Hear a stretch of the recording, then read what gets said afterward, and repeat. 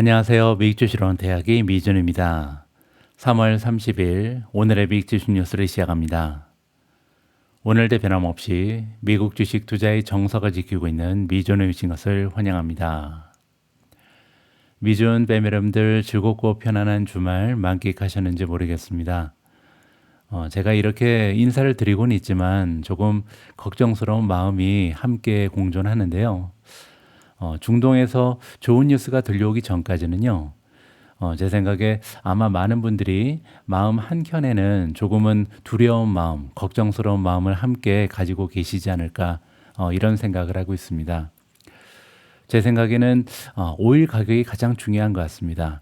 그래서 최근에는요. 저도 차트 하나를 계속해서 바라보고 있거든요.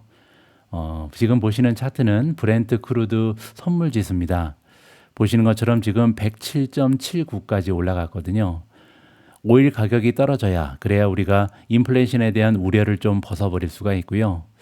이렇게 오일 가격이 계속 올라가고 인플레이션이 걱정되고 그렇게 되면 연준 입장에서도 금리를 인하하기는커녕 오히려 금리를 인상할 수도 있잖아요. 그래서 우리가 끔찍히 두려워하는 스태그플레이션에 대한 우려도 강화될 가능성이 있습니다. 그래서 하루빨리 중동에서의 상황이 종료되기를 바람해 보고요. 이 전쟁이 끝날 것은 당연하죠. 근데 중요한 것은요. 좀 빨리 끝나야 됩니다. 그래야 구조적으로 오일 가격이 올라가는 일이 없거든요. 자, 아무쪼록 이번 주에는 이란 쪽에서 조금은 긍정적인 뉴스가 발생하기를 바람해 봅니다. 3월 30일 준비된 오늘의 빅주식 뉴스 바로 시작합니다. 최근에 나타나고 있는 미국 증시의 하락세는요. 그렇지 않아도 작년 10월부터 지금까지 굉장히 오랫동안 미국 증시가 횡보세를 보였잖아요. 그렇지 않아도 좀 지루했었는데 그리고 나서 하락세가 발견되기 때문에 아마 많은 투자자 입장에서는요. 조금은 감당하기 어려운 추세인 것 같습니다. 그러다 보니까 이제 신경이 좀 날카로워지신 분들도 계시고요. 또 최근에 제가 모멘텀 투자 전략을 열심히 좀 설파하고 있잖아요. 근데 시기적으로 이렇게 하락세가 도드라지다 보니까요. 저는 개인적으로 걱정이 있다면 정말 최고의 수익률을 낼 수 있는 투자 전략을 이제야 좀 완성을 해서 여러분들께 설파를 하고 있는데 지금 시장 상황 때문에 이 전략에 대한 의심을 가지시는 분들이 많지 않을까 이런 걱정이 저는 개인적으로 가장 큽니다. 지난주에 제가 마이크론 테크놀로지를 탑픽에서 제외한다 이런 말씀을 드렸는데요. 그리고 나서 좀 부정적인 댓글이 많이 늘어나고 있습니다. 가령 예를 들어서 미주님은 전량 매도하셔서 솔직히 당황스러운 요즘입니다. 이번에 큰맘 먹고 마이크론을 매수하신 지 얼마 안 되신 것 같습니다. 그리고 또 조금 실망했다라고 말씀하시는 분도 계시고요. 본인이 분석한 회사의 힘을 믿지 못하고 차트 분석에만 의존해서 마이크론을 팔아버리시다니 저는 오히려 추매했습니다. 이게 사팔이 아니고 뭘까요? 이렇게 말씀하셨는데 공감하시는 분들이 정말 많았거든요. 저는 이분들을 원망하지는 않습니다. 충분히 이해할 수 있고요. 지금 현재 상황이 조금 어렵고 또 마이크론 테크놀로지에 대해서는 제가 여러 가지 펀더멘탈 분석을 통해서 얼마나 좋은 기업인지 지금 성장세가 얼마나 대단한지 그리고 또 저평가되어 있다는 말씀을 드렸기 때문에 충분히 나올 수 있는 반응이라고 느낍니다. 하지만 그럼에도 불구하고 제가 마이크론을 왜 매도했고 그 결정이 왜 저는 안전한 결정이고 바람직한 결정이라고 믿는지 여기에 대해서 추가적인 설명을 좀 드려볼까 합니다. 제가 이거를 어떻게 좀 설명드릴까 많이 고민하다가 하나의 스토리를 구성해 봤는데요. 이렇게 설명드리면 여러분들 좀 이해가 가실지 모르겠습니다. 한국 분들은 프로야구 정말 좋아하시잖아요. 저도 이제 LG 트윈즈의 좀 팬입니다. 근데 올해 시즌이 시작하자마자 2연패를 당해서 조금 기분이 상했는데요. 자, 어쨌든 여러분들 한국 프로야구 이렇게 보시면 엔트리가 몇 명인지 알고 계신지 모르겠습니다. 저도 이제 확실하지 않아서 찾아봤더니요. 1군의 그 엔트리는 29명까지 등록할 수 있고요. 그중에 실제 경기에 출장할 수 있는 사람은 27명이라고 합니다. 근데 여러분들 야구는 몇 명이서 하는지 아시죠? 다 해서 9명이잖아요. 그리고 이제 한국 프로야구는 보통 지명타자라는 규칙이 있습니다. 그래서 투수는 타격을 하지 않죠. 그래서 팀당 10명이 출전합니다. 그러면 10명이면 경기를 이제 끝낼 수가 있는데 왜 27명이나 필요한가? 이런 마음을 가질 수가 있죠. 그리고 이거는 1군입니다. 1군 빼고 또 2군이 있잖아요. 상비군도 있고. 그래서 굉장히 다양한 선수를 확보해 놓고 1년간 리그를 치른다. 이렇게 보시면 될 것 같은데요. 자, 이거를 우리가 우리의 포트폴리오 운영하고 좀 비교를 하면 좋을 것 같습니다. 우리 역시도 굉장히 많은 주식이 미국 증시에 상장이 되어 있는데요. 그 많은 수천 개의 주식 중에 우리가 봤을 때 가장 좋은 주식이다라고 생각하는 주식을 뭐 어떤 사람들은 5개, 어떤 사람들은 10개, 뭐 저 같은 경우는 한 16개, 17개 이렇게 선정을 하죠. 뭐 투자자에 따라서는 20종목 이상 투자하시는 분들도 있습니다. 자, 이거는요. 프로야구의 팀이 선수를 선발하는 거랑 같죠.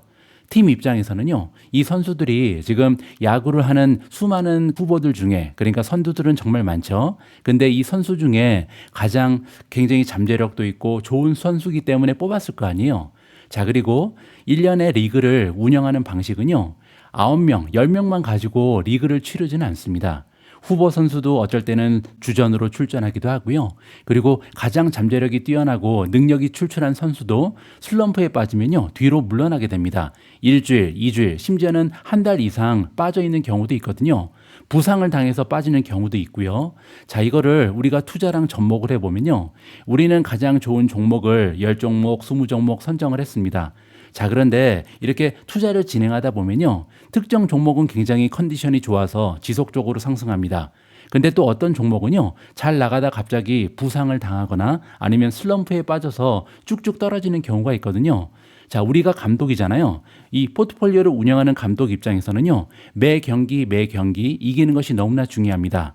하루하루 계속 수익률이 쌓여서 결국은 1년의 수익률이 나오는 거잖아요. 프로야구 팀이 1년 동안 열심히 해서 우승을 하고 싶은 그런 욕심과 마찬가지입니다. 우리도 매년 멋진 수익률을 내야만 나중에 은퇴를 빨리 할 수 있잖아요. 자, 그렇기 때문에 단 한 경기도 쉽게 내줘서는 안 됩니다. 그러기 위해서는요, 지금 컨디션이 가장 좋은 선수들로 엔트리를 구성을 해야겠죠. 그렇기 때문에 아무리 내가 아끼는 선수라고 해도 그 선수의 컨디션이 좋지 않고 지금 슬럼프에 빠져 있으면요. 잠시 후보로 빼는 것이 맞습니다. 왜냐하면 후보에 지금 남아있는 다양한 선수들이 있는데 이 선수 중에 지금 컨디션이 올라오고 있는 선수들이 있잖아요. 그러면 교체를 해주는 것이 맞다라고 저는 개인적으로 생각합니다. 마이크론을 왜 이렇게 좋은 종목인데 뺐는가? 지금 펀드멘탈도 튼튼하다고 말씀드렸잖아요. 자, 그런데 그렇게 따지면요. 메타는 빠지면 안 되죠. 메타도 그렇고 구글도 그렇고 전 세계에서 최고의 공목이잖아요. 메타라든지 구글같이 좋은 회사는 없습니다. 자, 이렇게 좋은 회사도 결국 컨디션이 저하되고 모멘텀이 저하되면요. 한동안은 주가가 쭉쭉 떨어질 수 있거든요. 제가 예전에 운영했던 미준 올드 타픽입니다. 그러니까 한 달 전에 우리가 새로운 타픽으로 바꾸기 전에는 이 종목들을 위주로 투자를 해왔었죠. 자, 그런데 지금 메타 플랫폼의 1개월 수익률을 보시면요. 무려 마이너스 18.89%고요. 6개월 수익률은 마이너스 30%에 거의 가까이 왔습니다. 그만큼 지금 최근 6개월 동안 엄청나게 헤매고 있잖아요. 자, 메타가 나쁜 선수가 아니죠. 메타는 최고의 선수입니다. 하지만 이렇게 최고의 선수라 하더라도 만약에 이렇게 컨디션이 저하되고 슬럼프에 오랫동안 빠져 있으면요. 팀의 승리를 위해서는 당연히 배제하는 것이 맞습니다. 최고의 선수라고 해서 계속 엔트리에 넣으면요. 결국 경기를 멈춰버리고요. 우리가 이 팀을 우승을 시켜야 되는데 우승을 실패할 수가 있잖아요. 메타 하나 살리려고 우승을 포기하는 것은 말이 되지 않는다. 이렇게 보시면 됩니다. 뭐 마찬가지죠. 크레도 테크놀로지도 제가 보기에는 최고의 성장주 중에 하나입니다. 하지만 6개월 동안 마이너스 33%, 1개월 동안 마이너스 15.1%잖아요. 그렇기 때문에 지금 현재 잠시 미준 포트폴리오에서 탈락한 거죠. 그리고 이번에 마이크론이 탈락한 것도 같은 이유고요. 대신 마이크론 같은 경우는 최근에 6개월 동안 무려 127% 상승했기 때문에 끝까지 남아 있었으나 최근에 좋지가 않았죠. 그렇기 때문에 포트에서 제외가 된 거고요. 뭐 구글도 마찬가지입니다. 전 세계 최고의 선수 중에 하나죠. 그렇기 때문에 6개월 수익률은 괜찮습니다. 플러스 11.28%. 하지만 최근에 1개월 동안의 수익률을 보시면요. 무려 마이너스 12%입니다. 자, 이렇게 최고의 최고의 종목, 최고의 선수라 하더라도 팀의 우승을 위해서는 적절히 뺐다가 넣었다 해야 된다. 그것이 제가 지금 미준 포트폴리오를 운영하는 방식이다라는 것을 조금 비유를 해서 설명을 드려봤습니다. 자, 이 설명을 듣고 여러분들 좀 모멘텀 투자 전략을 이용한 포트폴리오 관리가 이해가 되셨으면 합니다.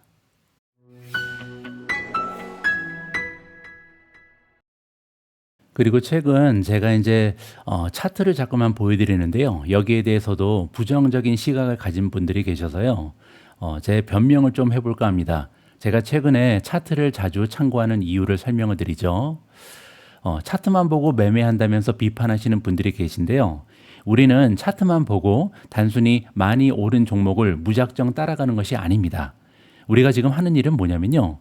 시대적인 변화의 수혜를 잇고 있고 또 실적 개선이 동반되고 있으며 게다가 기관의 자금이 들어올 수 있는 구조를 가진 기업을 선정해 놓고요.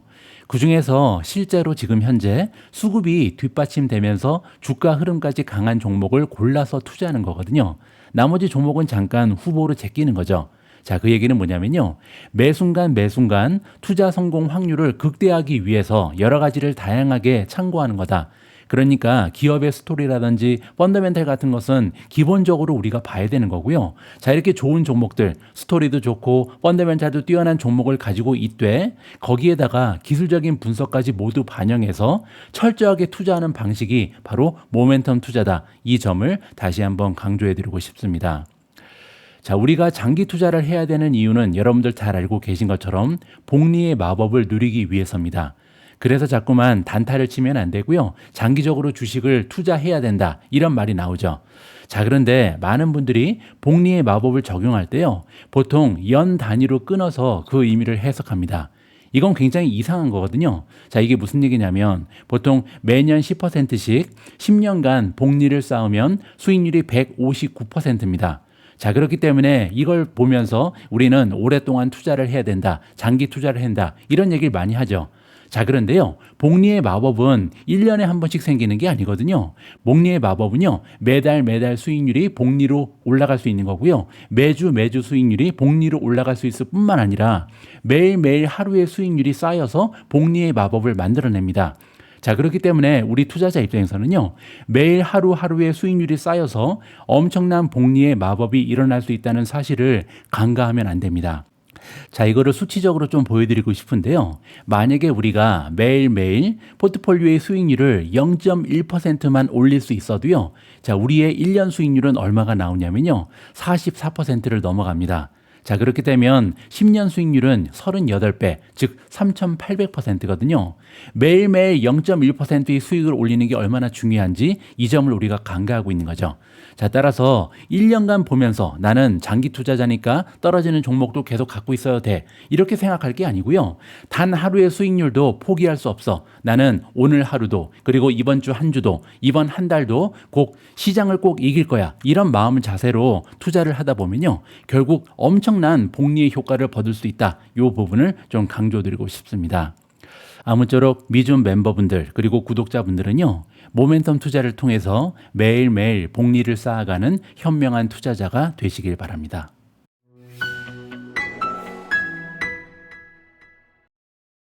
월요일 방송입니다. 오늘도 지난 한 주 동안의 미국 증시 시황부터 정리해 보도록 하겠습니다. 먼저 S&P 500 맵을 보시면요. 기간을 제가 일주일로 바꿔놨는데요. 섹터별로 성적이 많이 갈립니다. 여기 보시면 에너지 주식은 너무나 좋았고요. 유틸리티도 만만치 않았습니다. 가장 위쪽에 필수 소비재도 비교적 선방했고요. 하지만 우리가 애정하는 테크주는요. 대부분이 빨간색으로 물들어 있습니다. 그리고 그뿐만이 아니죠. 선명한 빨간색이 굉장히 많잖아요. 가령 예를 들어서 시가총액 4위 기업 마이크로소프트는 6.57%나 급락했고요. 오라클도 마이너스 6.69, 팔란티어도 5% 빠졌습니다. 게다가 아마존이 마이너스 2.94%, 구글은 무려 8.3%나 떨어졌고요. 마지막으로 메타가 11.4% 떨어지면서 시장의 하락세를 주도했다. 이런 식으로 우리가 정리를 해볼 수가 있겠죠. 자, 실제로 S&P 500을 이루는 11가지 섹터의 성적을 보시면요. 플러스를 보인 섹터가 4개나 됩니다. 필수 소비재, 유틸리티, 원자재, 그리고 에너지 이렇게 4개의 섹터는 플러스를 보였고요. 특히 에너지는 5.48%나 급등했습니다. 하지만 나머지 섹터는 굉장히 커다란 하락세를 기록했고요.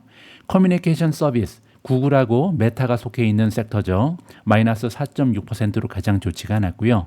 기술주도 3.97%나 급락하면서 시장의 하락세를 주도했다. 이렇게 보시면 됩니다. 결과적으로 시장의 폭, 마켓 브레스는 굉장히 좁아졌습니다. 19.68까지 다시 떨어지면서 20 아래로 추락했거든요. 자, 이렇게 500대 기업 중에 상승 추세에 있는 종목이 100개도 되지 않는다. 따라서 나머지 400개 이상의 주식은 하락세를 걷고 있는 거죠. 다음에는 빅스입니다. 공포지수 역시 끔찍한 수치까지 올라갔는데요. 31을 넘어섰습니다.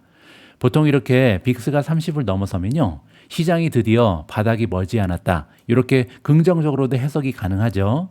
자, 그런데 그렇게 간단한 문제는 아닙니다. 제가 무슨 얘기를 하는 거냐면요. 30을 넘어가면 굉장히 높은 수치는 맞는데요. 여기 과거의 역사를 보면 59, 그러니까 거의 60을 찍은 적이 있죠. 이때는 작년 4월입니다. 트럼프 관세 때문에 주가가 18%나 급락했었잖아요. 따라서 30을 넘는다고 해서 바닥이라고 생각하기에는 굉장히 많은 추가적인 하락이 기다리고 있었죠.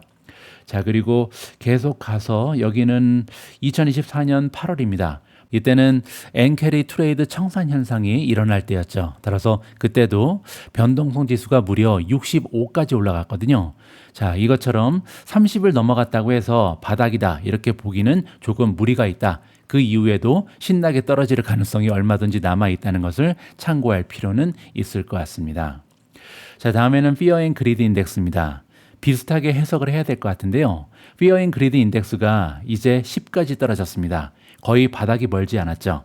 자, 지금 타임라인으로 봐도 마찬가지인데요. 10을 찍었다는 것은요. 이제는 어느 정도 하락폭이 제한적이다. 왜냐하면 작년 4월 달에 가장 낮았을 때가 5입니다. 5가 가장 낮았고요. 그리고 8월 같은 경우도 3이 바닥이었습니다. 그래서 이제 이미 10까지 떨어졌기 때문에 여기서 조금만 떨어지면 아마 바닥을 형성할 수 있을 것이다. 이렇게 긍정적으로도 해석이 가능하겠죠. 자, 아무쪼록 공포 탐욕 지수가 바닥을 찍고 V자 반등을 보여주기를, 그것도 머지않아 그런 일이 일어나야 할 텐데 관심을 가지고 지켜보도록 하겠습니다. 다음에는 미준 탑픽의 성적입니다. 시장의 상황은 거의 최악이었죠. 하지만 모멘텀 탑픽은요, 잘 버텨줬습니다. 모멘텀 탑픽 중 반 정도는 플러스를 기록했거든요. 특히 가장 위쪽의 AAOI는 12.19% 플러스로 마감이 됐고요. 델 테크놀로지는 플러스 8.97%, 마벨 테크놀로지 플러스 7.93, EOG 리소스 플러스 7.81, 옥시덴탈 플러스 7.59, 쉐니어 에너지 플러스 5.70, 코노코 필립스 플러스 5.42, 셀레스티카 플러스 4.13, G 보노바 플러스 0.25%로 마감이 됐습니다. 자, 반면 나머지 반은 떨어졌는데요. 루멘텀이 0.51% 소폭으로 하락했고요. 타이완 세미컨덕터 TSMC가 마이너스 0.76, 벌티브 홀딩스 마이너스 1.88, 엔비디아 마이너스 3.00, 코히런트 마이너스 4.00, 팔란티어 마이너스 5.06, 웨스턴 디지털 마이너스 6.06, 블룸에너지 마이너스 11.24, 마지막으로 샌디스크가 13.23% 떨어지면서 가장 좋지 않은 모습을 보였습니다. 오늘의 메인 기사로 넘어갑니다. 오늘 오래간만에 엔비디아 이야기를 좀 해볼까 합니다. 많은 분들이 알고 계신 것처럼 엔비디아는요, 미준 채널의 성장을 견인해준 가장 고마운 종목입니다. 그리고 2020년부터 최근까지 정말 오랫동안 미준 포트폴리오에서 가장 높은 비중을 차지하면서 미준 포트폴리오의 전체 수익률을 향상시켜준 최고의 효자 종목입니다. 그런데 미준 멤버분들은 이미 알고 계신 것처럼 최근에 제가 엔비디아의 투자 비중을 많이 줄였거든요. 그래서 여러분들 중에 제가 가지고 있는 엔비디아 주식에 대한 평가, 엔비디아 주식에 대한 전망이 혹시 바뀐 것은 아닐까, 이렇게 궁금해하실 분들이 많을 것 같아서요. 오늘 이 글을 작성해 봤습니다. 이 글을 통해서 제가 엔비디아 주식에 대해서 어떤 생각을 가지고 투자하는지 여러분들께 낱낱이 보고를 드릴 수 있도록 하겠습니다. 그리고 아울러서 한마디 더 드리고 싶은데요. 그게 뭐냐면 이번에 엔비디아뿐만 아니라 제가 여러 종목을 매도했죠. 그리고 그 한 종목이 바로 마이크론 테크놀로지잖아요. 근데 유독 마이크론 테크놀로지에 대해서는요, 부정적인 댓글이 많습니다. 그래서 제가 곰곰이 생각을 해봤는데요. 다른 종목도 다 좋은 얘기도 많이 했고, 제가 최근에 매수한 종목도 많고, 근데 유독 마이크론에 관련해서 안 좋은 평가가 나오는 이유는 뭐냐면요. 그 얘기는 최근 들어서 마이크론을 사신 분들이 많은 것 같습니다. 자, 따라서 주식을 이렇게 사고 팔 때 내가 가지고 있는 평단가 가지고 하나의 현상을 또 평가하시는 거죠. 그래서 내가 산지 얼마 안 됐는데 미주은이 파니까 그게 좀 언짢고 기분이 불편해지셨다. 저는 이렇게 생각합니다. 다시 한번 말씀드리지만요. 내가 주식을 언제 샀고 언제 팔았고 내가 어떤 평단가를 가지고 있는가는요. 주식의 전략에는 아무런 도움이 되지 않습니다. 그래서 나를 자꾸만 좀 없애야 됩니다. 주식 투자에서 내가 자꾸만 들어가게 되면요. 주식 투자의 성공 확률이 떨어지게 되거든요. 그래서 마이크론을 내가 어제 매수했어도 오늘 당장 모멘텀이 약화되면 팔 수 있는 객관적인 전략을 사용하셔야 성공 확률이 올라간다. 이 부분을 다시 한번 좀 말씀드리고 싶습니다. 자, 이제 본격적으로 엔비디아 이야기를 좀 해볼까 합니다. 시장의 관심을 독차지했던 행사가 있었죠. 바로 GTC인데요. GTC에서 젠슨왕의 한 말 중에서 시장이 가장 크게 본 문장이 하나 있었습니다. 그게 뭐였냐면요. 블랙웰과 루빈 세대를 합쳐서 2025년부터 2027년까지 누적 매출이 1조 달러에 이를 것이다. 이런 얘기를 했잖아요. 자, 겉으로 보기에는 엄청난 발언으로 들리죠. 자, 그런데 이게요. 생각보다는 그렇게 새로운 내용이 아니었습니다. 자, 왜냐하면 월가 애널리스트들, 전문가들도요. 이미 2027년 엔비디아의 매출을 거의 그 수준에 가깝게 보고 있었기 때문이다. 자, 여기 나와 있는데요. 회계년도 2027년, 회계년도 2028년, 2029년, 30년. 자, 이렇게 매출에 대한 전망치를 보시면요. 이미 시장의 전망치도 굉장히 높게 형성이 돼 있었죠. 자, 이것 때문에 시장은 어느 정도 이 정도 매출은 할 것이다. 이렇게 알고 있었던 내용입니다. 자, 따라서 아무리 멋진 수치가 발표가 돼도 이게 서프라이즈가 아니라 시장이 이미 어느 정도 알고 있는 내용이면요. 결국 주가는 상승하지 못한다. 이 현상을 우리가 보고 있다. 저는 이렇게 판단합니다. 자, 그렇기 때문에 주가가 폭발적으로 반응하지 않은 것이고요. 주식은 보통 좋은 뉴스 자체보다는요, 그 뉴스가 얼마나 예상 밖이었는가, 이게 더 중요하다는 부분을 생각할 필요가 있겠죠. 자, 따라서 1조 달러 발언은 그렇게 커다란 촉매제가 되지 못했다. 이렇게 정리하면 좋을 것 같습니다. 자, 그러면 어떤 소식이 전해져야 엔비디아 주식이 올라갈 수 있는가? 이게 우리의 관심이겠죠. 제가 최근 들어서 엔비디아 관련해서 가장 중요하게 보는 포인트가 있는데요. 그건 뭐냐면 엔비디아의 미래는요. 이제 단순히 GPU 판매량에 달려있지 않습니다. 이제는요. 추론 경쟁으로 넘어가고 있다. 이 부분이 가장 중요하거든요. 자, 이게 무슨 얘기인지 좀 풀어서 설명을 드리죠. 예전에는요. GPU를 몇 개 더 팔 수 있는가, 학습용 AI 반도체 시장이 얼마나 더 커질 수 있는가, 이게 엔비디아 투자의 핵심이었습니다.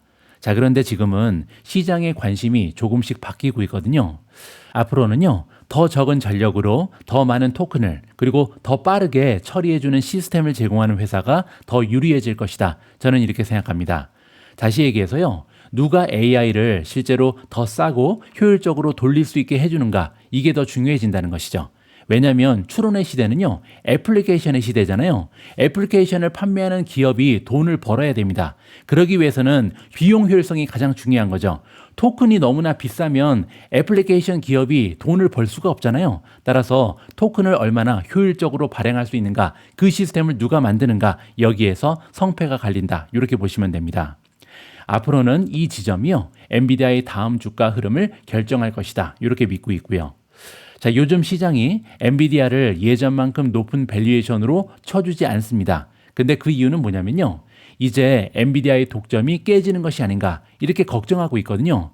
방금 전에 말씀드린 것처럼 훈련의 시대에서 추론의 시대로 넘어가고 있는데요. 과연 추론의 시대에서도 엔비디아가 1등을 유지할 것인가, 여기에 대한 확신이 없다는 거죠. 자, 실제로 맞춤형 ASIC 칩, 그리고 TPU, AMD 같은 경쟁자들이 점점 커지고 있고요. 한때는 90%를 넘나들던 엔비디아의 AI 가속기 점유율도요. 예전처럼 압도적이지 않을 가능성이 점점 커지고 있다.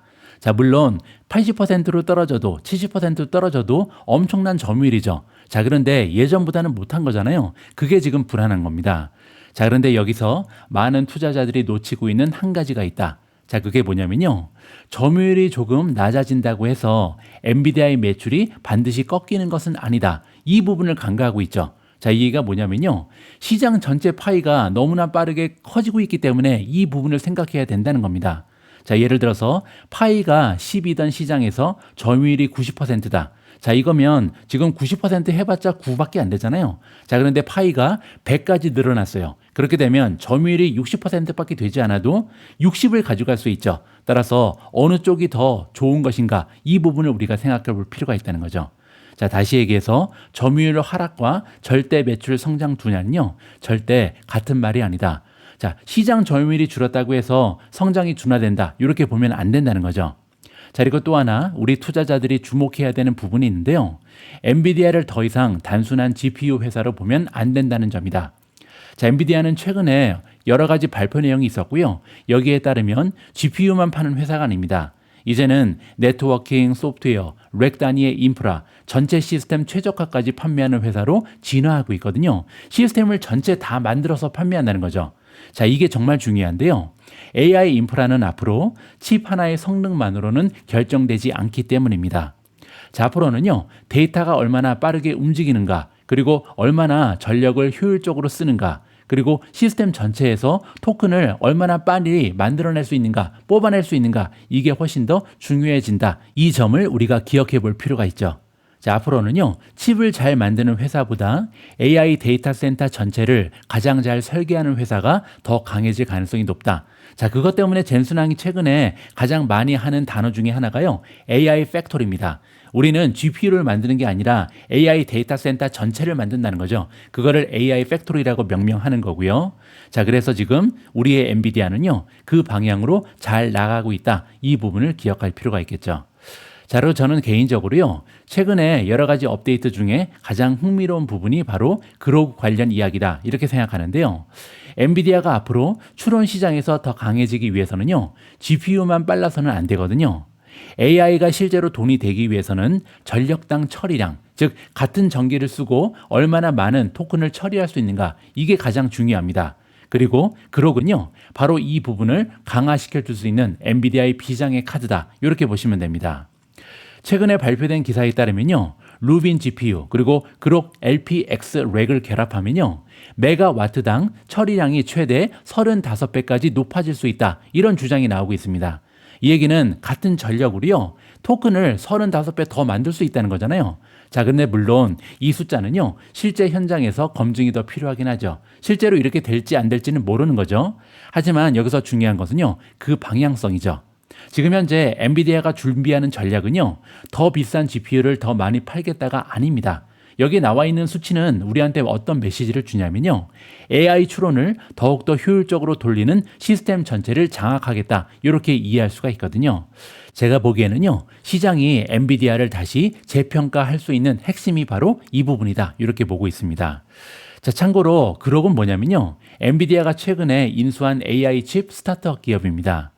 그록이 가지고 있는 칩이 있는데요, LPU라고 부르고요. LPU는 Language Processing Unit인데요, 학습보다는 문제풀이, 즉 추론에 올인을 한 칩이다, 이렇게 보시면 됩니다. 전 세계에서 가장 빠른 응답 속도를 자랑하고요, 챗봇이 답변을 내놓는 속도가 사람이 읽는 속도보다 수십 배 더 빠른다고 합니다. 자, 이 차이가 어디서 나오냐면요, GPU 같은 경우는 데이터를 저장하는 메모리, 우리가 HBM이라고 부르는 거죠. 이 칩이 칩 외부에 붙어 있습니다. GPU 바깥에 있다는 거죠. 자, 그런데 그록이 만드는 LPU는요, 데이터를 저장하는 메모리를 SRAM이라고 부르는데요, 이게 칩 안에 내장돼 있다고 합니다. 따라서 데이터를 꺼내오는 거리가 극단적으로 짧아지죠. 자, 따라서 엔비디아의 공식 자료에 따르면 베라 루빈과 LPX를 함께 쓰면 전력 1메가와트당 추론 처리량이 최대 35배까지 높아질 수 있다. 이렇게 장밋빛 미래를 우리가 기대하고 있는 겁니다. 자, 지금까지 엔비디아의 폭발적인 성장은요, 사실상 AI 학습 수요가 만든 결과였습니다. AI 학습의 수요가 기하급수적으로 올라갔잖아요. 하지만 지금부터는 더 큰 시장은 추론이다. 이 부분을 기억할 필요가 있습니다. 자, 왜냐면요. 학습은 몇몇 빅테크가 큰 돈을 써서 하는 영역입니다. 우리가 알고 있는 것처럼 딱 4개 기업이요. 전체 학습 매출의 60% 이상을 가져갔죠. 아마존, 마이크로소프트, 구글, 그리고 메타였습니다. 자, 그런데 추론은 다르죠. 추론은요, 인공지능이 실제 서비스에 들어가고, 실제 로봇에 들어가고, 자율주행에 들어가고, 자, 이렇게 실제 사용자와 기업들이 계속 쓰는 과정 중에 발생한다. 지속적으로 계속 늘어날 수밖에 없는 구조를 가지고 있거든요. 자, 이제 점점 더 많은 AI 애플리케이션이 출현을 할 거고요. 아직은 인공지능을 사용하지 않는 개인, 그리고 아직은 인공지능을 도입하지 않은 기업들이 점점 더 인공지능을 사용하는 시대가 도래하겠죠. 그렇게 되면요, 점점 더 많은 부분에서 추론의 영역은 늘어날 수밖에 없고요. 사용자도, 그리고 사용하는 기업의 수도 기하급수적으로 올라갈 가능성이 높습니다. 자, 따라서 AI 혁명에서 진짜 장기적인 돈벌이는요, 모델을 한번 학습시키는데 끝나는 것이 아니라 그 모델을 수많은 사람들이 계속 사용하는 과정 중에 나올 가능성이 크다. 저는 이렇게 보고 있습니다. 자, 따라서 앞으로 더 중요한 질문은요, 바로 이거죠. 엔비디아가 추론 시장에서도 1등의 위치를 유지할 수 있는가? 자, 만약에 엔비디아가 추론 시장에서도 독보적인 위치를 차지할 수 있다면요, 엔비디아의 장기 매출 그리고 시가총액은 훨씬 더 커질 가능성이 있다. 이제 시작에 불과할 수도 있다. 왜냐하면 추론의 시대가 시작에 불과하기 때문이죠. 제가 몇 주 전에 오늘의 미국 주식 영상을 통해서 여러분들께 소개드린 월가의 전문가 한 명이 있는데요. 아이오 펀드를 운영하는 베스 킨디그입니다.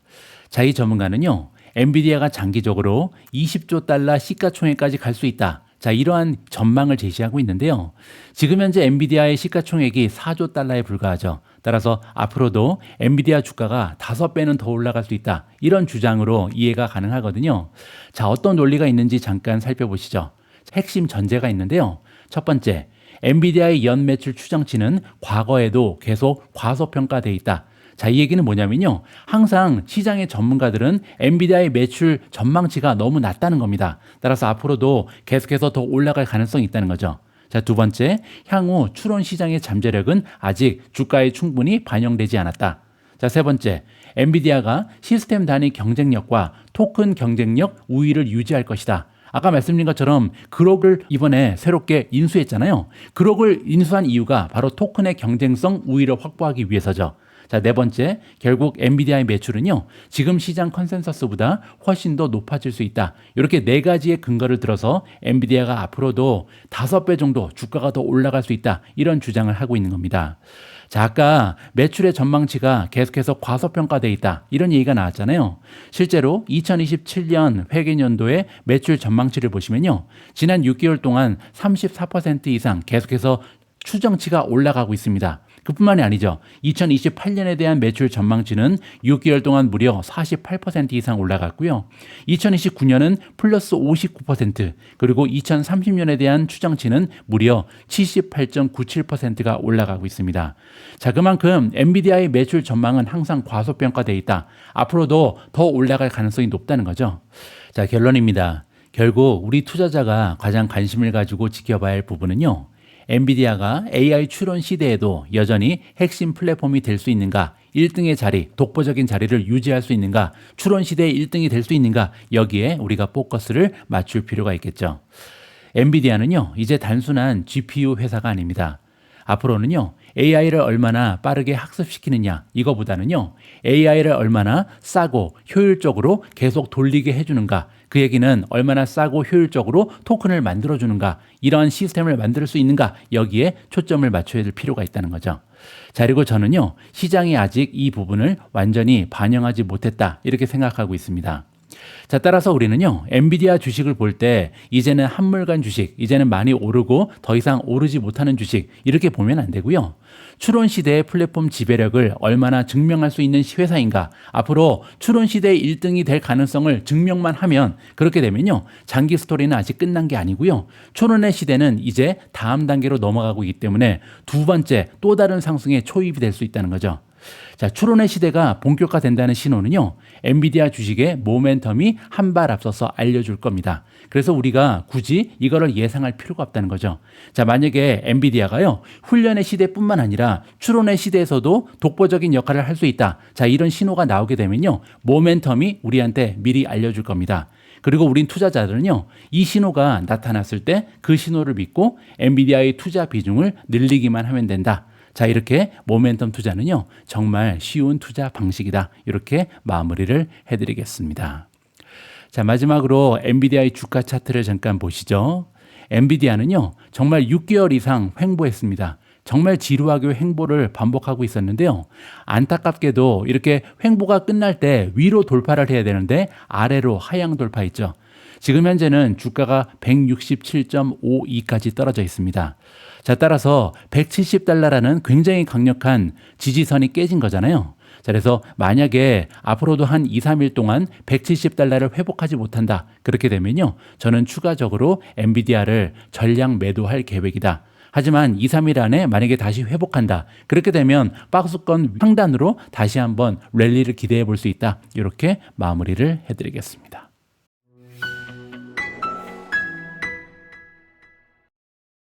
오늘 마지막으로 준비된 컨텐츠는 오늘의 미국 주식 영상입니다. 오늘 미국 주식 영상에는 짐 크레이머가 나오고요. 짐 크레이머가 우리한테 메시지를 전달하고 있는데요. 최근의 모습처럼 유가가 시장을 지배할 때 우리 투자자들은 어떤 마음 자세 그리고 어디에 초점을 맞춰야 되는지 여기에 대한 이야기를 들어볼까 합니다. 3월 30일 오늘의 미국 주식 뉴스는 여기까지입니다. 오늘 방송도 마지막까지 함께해 주신 모든 분들께 감사의 말씀을 드립니다. 요즘처럼 시장의 변동성이 극심해지고요. 불확실성이 너무나 커질 때는 절대 미래를 예측하려 하면 안 됩니다. 만약에 예측성 투자를 진행하다가 내가 예측한 거랑 반대 방향으로 시장이 흘러가게 되면요, 너무나 커다란 피해를 입을 수가 있거든요. 자, 그래서 이렇게 어려울 때일수록 절대 예측하지 말고요. 시장에 전해주는 신호에 따라서 적절히 대응하는 건강한 투자 방식을 유지하시기 바랍니다. 우리 모두가 미국 주식 투자로 은퇴하는 그날까지 다 함께 화이팅입니다. 행복한 하루 되세요. 감사합니다. 또다시 끔찍한 한 주였습니다. 전쟁이 시작된 지 4주가 지났고 상황은 정말로 매우 좋지 않습니다. 안타깝게도 강세론자들에게는 유가 충격의 역사에는 약세장이 가득합니다. 현금을 확보하기 위해 20% 하락이 발생하더라도 매도하는 것이 필요할 수 있는데 스스로를 보호하기 위해 무언가를 파는 데 있어서는 거의 언제나 늦지 않기 때문입니다. 오늘도 마찬가지였습니다. 다우지수는 713포인트 급락했고 S&P는 1.67% 하락했으며 나스닥은 2.15% 급락했습니다. 매우 힘들고 험난한 길입니다. 제 포트폴리오는 제가 기억하는 한 가장 높은 현금 비중을 유지하고 있지만 이런 끔찍한 장세에서는 그것조차 충분하지 않습니다. 이란과의 전쟁에서 무슨 일이 벌어질지 예측하는 것은 거의 불가능합니다. 우리는 이제 그런 시도를 멈춰야 합니다. 지금까지 일관되게 맞았던 한 가지는 매번 유가 관련 주식을 사는 것이었습니다. 유가가 하락할 때마다 상승할 때마다 말입니다. 사실 그것은 중요하지 않습니다. 왜냐하면 원유 가격은 계속 상승하고 있기 때문입니다. 그리고 그것은 곧 주식은 하락하고 있다는 것을 의미합니다. 너무 깊이 생각하지 마세요. 저는 이 말을 트위터 X에서 항상 합니다. 유가가 내려가면 주식도 내려간다. 실제로 그렇습니다. 그리고 이번 주 역시 한때 좋았던 기술주에서 빠져나오는 것이 유리했던 한 주였습니다. 기업 자체는 여전히 좋지만 주식은 그렇지 않습니다. 지금은 모두 나쁩니다. 한때 사랑받다가 지금은 외면받는 엔비디아도 포함해서 말입니다. GTC에서 최고의 성과를 보여준 지 불과 일주일 만에 이렇게 되었습니다. 저는 이 주식을 보유하고는 있지만 트레이딩은 하지 않습니다. 다만 더 하락할 것이라는 점은 알고 있습니다. 보세요. 사람들은 유가 관련 주식을 원합니다. 탄산음료 주식도 괜찮고 어떤 제약주든 신경 쓰지 않습니다. 그리고 분명히 말씀드리면 석유, 시추 기업들을 좋아합니다. 사실상 그게 전부입니다. 기술주는 아닙니다. 특히 엔비디아, 그리고 특히 더 외면받는 마이크로소프트 같은 종목들 말입니다. 이 두 회사는 역사상 가장 뛰어난 성과를 낸 기업들 중 하나지만 체감상 오랜 시간 동안 우리가 말하는 매수세를 끌어들이는 것조차 하지 못하고 있습니다. 유가와 금리, 이 두 가지를 잊지 마세요. 이들이 상승을 멈추기 전까지는 그 기업들이 무엇을 말하거나 무엇을 하든 전혀 중요하지 않습니다. 그들은 기관 투자자나 개인 투자자들로부터 관심을 받지 못할 것이고 그들도 이제 그 사실을 깨닫기 시작한 것 같습니다. 그렇다면 단기적으로 희망이 있을까요? 아마 있을 수도 있습니다. 하지만 우리가 해야 할 일은 무엇일까요? 다음 주를 위한 게임 플랜을 세워서 이 상황을 풀어내야 합니다. 요즘은 월요일이 전적으로 전쟁과 긴장 고조에 의해 좌우됩니다. 대통령이 폭격 중단 기간을 연장하겠다고 말한 것은 알고 있지만 여전히 교전은 계속되고 있고, 이는 제 생각에 유가가 더 상승한다는 의미입니다. 그리고 유가가 상승하면 주식시장은 하락한다는 것을 우리는 알고 있습니다. 제가 이 말을 계속 반복하는 이유는 무엇이 시장을 끌어내리고 있는지 사람들이 명확히 이해하길 바라기 때문입니다. 이것은 거의 하나의 공리처럼 되어버렸고 쉽게 바뀌지 않을 것이라고 생각합니다. 왜냐하면 호르무즈 해협이 여전히 봉쇄되어 있고 이란의 미사일과 드론 인프라가 우리가 예상했던 것과 달리 여전히 이를 유지할 만큼 충분히 건재하기 때문입니다. 더 나쁜 점은 대통령이 폭격 시한을 연기했을 때 과거라면 주가를 끌어올렸을 요소였음에도 아무 의미가 없었다는 것입니다. 왜일까요? 유가는 여전히 상승했기 때문입니다. 그리고 역사적으로 반복해서 입증되었듯이 주식시장에 있어 고유가보다 더 파괴적인 요소는 없습니다.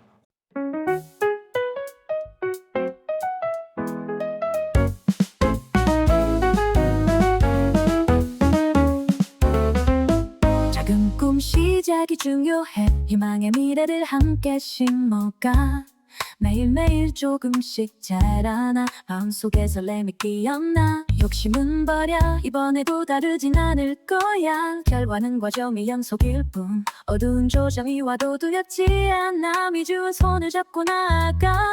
보이지 않는 내일의 빛이 되어줄게. 행복한 투자, 서로의 꿈을 응원하며 아름다운 내리막길 같이 걸어가. 행복한 투자, 미주와 함께 우리 모두가 미국 주식으로 은퇴하는 그날까지 다 함께.